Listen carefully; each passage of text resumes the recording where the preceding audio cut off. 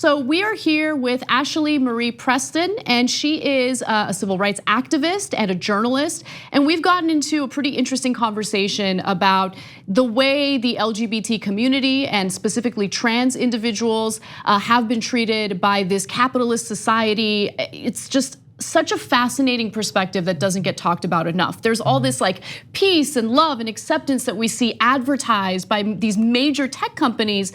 But again, behind the scenes, there's a very different story. So let's talk a little bit about what you had mentioned previously, which is Elizabeth Warren's proposal to break up big tech. How do you see that as a positive development should this type of legislation get passed for the transgender community? This is definitely, in my opinion, one of the most attractive features of her plan, believe it or not, because as an activist, many of us use social media as a means of mobilization and organizing.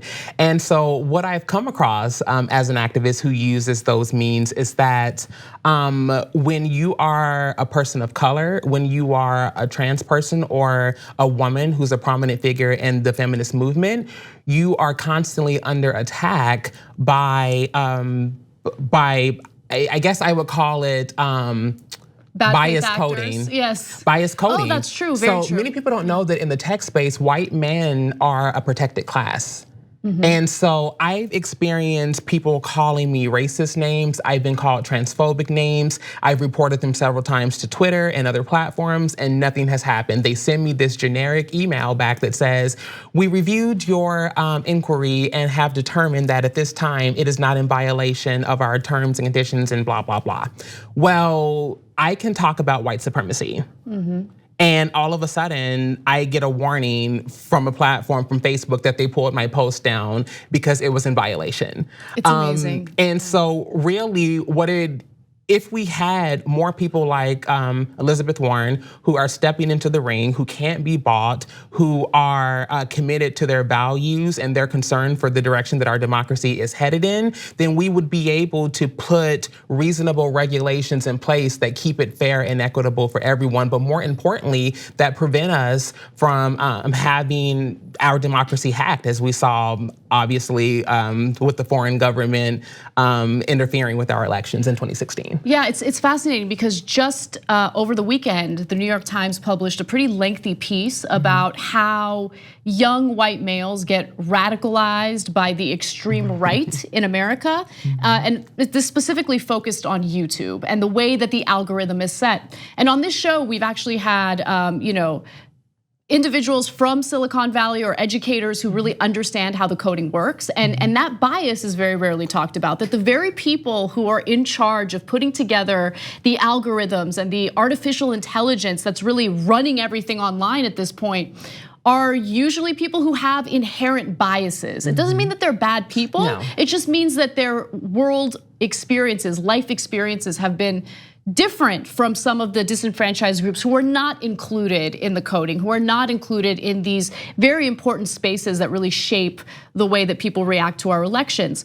So let's talk a little bit more about the upcoming presidential election. Obviously, this is taking up a lot of time in the mainstream press, but I want to have a smarter conversation about it. So you mentioned Elizabeth Warren's policy. Yes. We've already talked about policy 1,000 times more than most mainstream press does, but have you seen other proposals from other candidates that impress you? There are, to be honest, my fantasy ticket is a Warren Buttigieg ticket. Oh, fascinating. I definitely believe that one of Pete Buttigieg's abilities is to listen. When I first met him, I specifically went to go let him have it because of his comments about incarcerated voters. And I let him know that as a gay man who you and your husband benefit from the blood, sweat, and tears of people who were beaten up and incarcerated simply for being who they are, just so you can enjoy a healthy marriage, that's problematic. Like, let's talk about the actual history of LGBTQ people in our fight for acceptance. And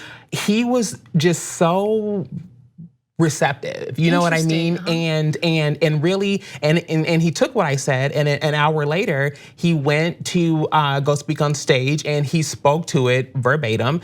He spoke to it at HRC at a gala that's predominantly gay white men, or like people that can't see anything outside of their own experience. Like, that's just been my experience as someone who was a former gala dinner co-chair. And I applauded him for that. We need plans. Yes. We sell the this frothy emotional appeal, or these like emotional campaigns. That is not going to work. We need a plan. And Elizabeth Warren can go up to the board and show her work each and every time. And not only that, she's connecting with the people on the grassroots level who are directly being impacted by these decisions that they're making in DC. So a lot of her plans aren't necessarily something that she just sat on the sun deck of her home sipping tea and thinking about. She actually went to these communities directly and asked, what is it that you feel is keeping you from accessing the American dream? What is it that you feel in your respective community that's holding you back from achieving or attaining everything that you and your family deserve? And so she's been able to come up with these plans around debt cancellation for college students. Oh, that's my favorite plan. Yeah, that's my we've favorite been able to come up with plans around green manufacturing and climate, which I did a poll on Twitter just to see what my followers thought. 37% said that they were more excited about the green manufacturing and climate plan than they were even about the debt cancellation, which came in at 30% and at a close number 2. Wow. So there is something for everyone on her platform, and it isn't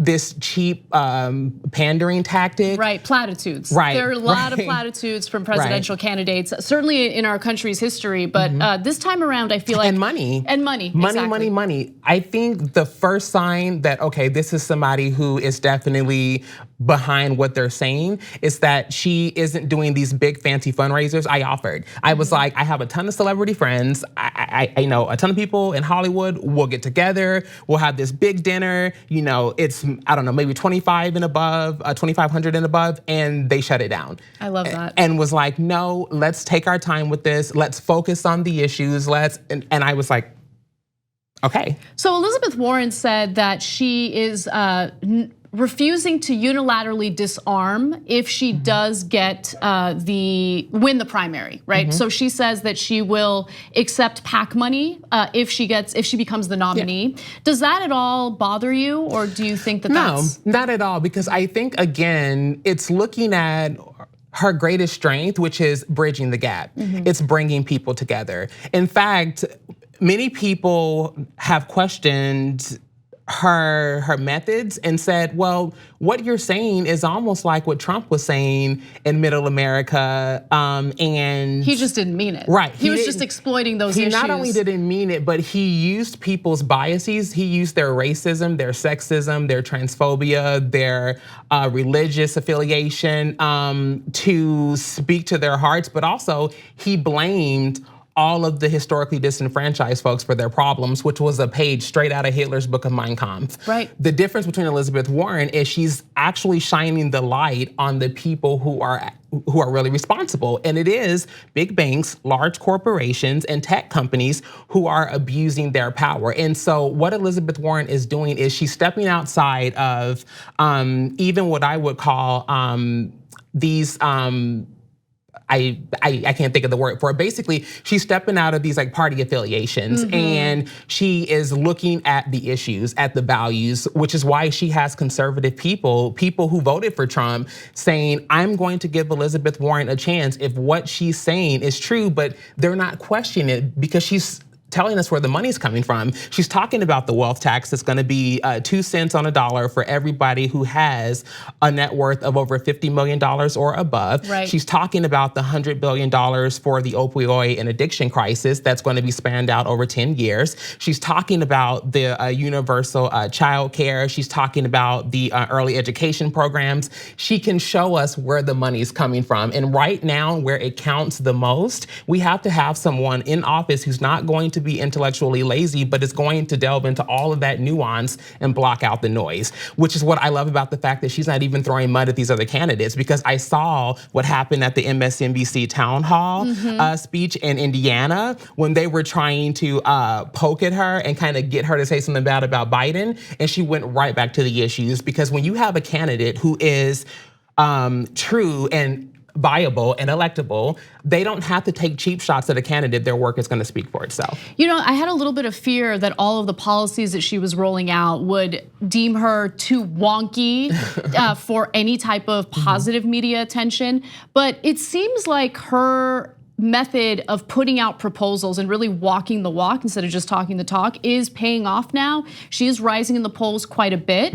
She's educating too. Yes. See, the issue is that this is where Trump was really successful. Trump is someone who by default is not that much of an intellectual person. He's dumb. You can call him dumb. Pretty much, yeah. So and so that way of talking about politics and policies in a way that's lowbrow, that makes people feel included, is what people were looking for. That's true, authenticity. Authenticity, yes. And so Elizabeth Warren isn't speaking to these issues in this very highbrow sense. She's talking about it in a way that people can understand, and she's educating as she goes along, which is important because the younger voter who is too embarrassed to say, I don't know what legislation is. I don't know what the Senate does. I don't know what an electoral college is. She's teaching as she goes. She reminds you of that grandmother or aunt in the Midwest who sits you down to the table, makes you your favorite cookies, serves it up with milk, and then teaches you about your family's history. Yeah. She's teaching America about America's history, and she's making sure that we don't repeat the same mistakes that we made in the past. And I think that that's the kind of president that we need going forward.